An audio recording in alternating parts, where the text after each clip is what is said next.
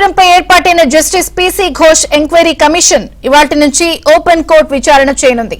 ఇంజనీర్లు, ఉన్నతాధికారులు, కాంట్రాక్టర్లను cross examination చేయనుంది. నేటి నుండి 15 రోజుల పాటు రోజుకు 2 లేదా 3 చొప్పున విచారణ జరపనుంది. ఇందుకోసం బీఆర్కే భవన్లో ప్రత్యేక ఏర్పాట్లు చేశారు. ఇప్పటి వరకు సేకరించిన సమాచారం, తీసుకున్న ఆధారాలు, సమన్లు జారీ చేసిన వాళ్లు ఇచ్చిన అఫిడవిట్ల ఆధారంగా విచారణ సాగనుంది.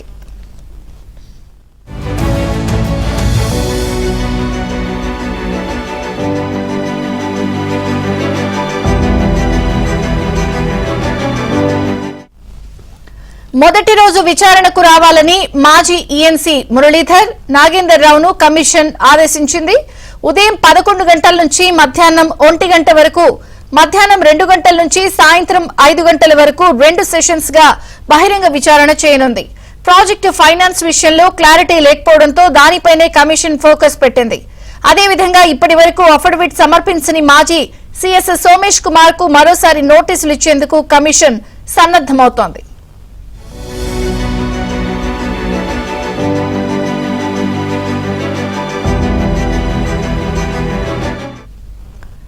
Justice PC Ghosh commission Kaleshwaram project pump హౌస్లపై దృష్టి పెట్టింది. పంప్ హౌస్ల్లోనే భారీగా అవినీతి, అక్రమాలు జరిగినట్టు ప్రాథమికంగా గుర్తించింది. కాళేశ్వరం పంప్ హౌస్ల మునకకు కారణం ఏంటి అని కన్నెపల్లి, అన్నారం, సుందిళ్ల బ్యారేజీల నిర్మాణంలో పాలు పంచుకున్న ఇంజనీర్లను ఓపెన్ కోర్టులో తగిన ఆధారాలతో ప్రశ్నించనున్నారు. ఇవాల్టి నుండి కాళేశ్వరంపై ఓపెన్ కోర్టు ఇంజనీర్లు, అధికారులు, కాంట్రాక్టర్లను క్రాస్ విచారణ చేయనున్న కమిషన్ 15 రోజుల పాటు రోజుకు 2 లేదా 3 చొప్పున విచారణకు హాజరు కావాలి.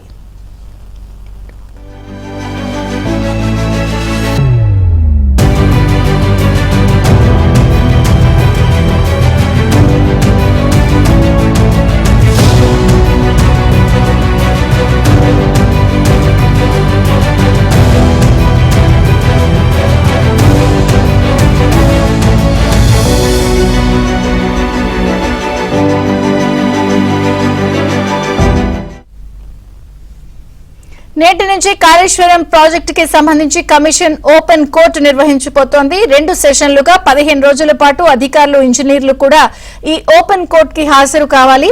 మరిన్ని వివరాలు మా ప్రతినిధి రాజేష్ లైవ్ లో అందించడానికి సిద్ధంగా ఉన్నారు. Rajesh, over to you. Good morning Vijay Chandra. మొత్తానికి కాళేశ్వరం ప్రాజెక్టులో జరిగినటువంటి అవినీతి అక్రమాలపైన కాంగ్రెస్ ప్రభుత్వం ఏర్పాటు చేసినటువంటి కాళేశ్వరం కమిషన్ విచారణను వేగవంతం చేసింది.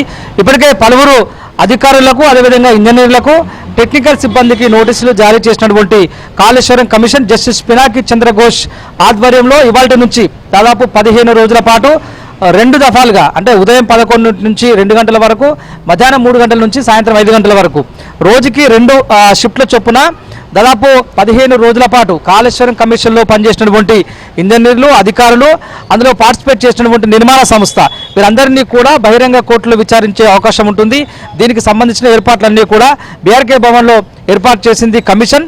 దీనిపై ఇప్పటికే విజిలెన్స్ అండ్ ఎన్ఫోర్స్మెంట్ డిపార్ట్మెంట్ ఇచ్చినటువంటి మధ్యంతర నివేదిక ఆధారంగా గతంలోనే మాజీ సీఎస్గా పనిచేసినటువంటి సోమేష్ కుమార్కు సైతం నోటీసులు జారీ చేశారు. దీనిపైన సోమేష్ కుమార్ నుంచి ఎలాంటి రిప్లై లేకపోవడంతో మరోసారి నోటీసులు ఇచ్చేందుకు రెడీ అయింది కమిషన్.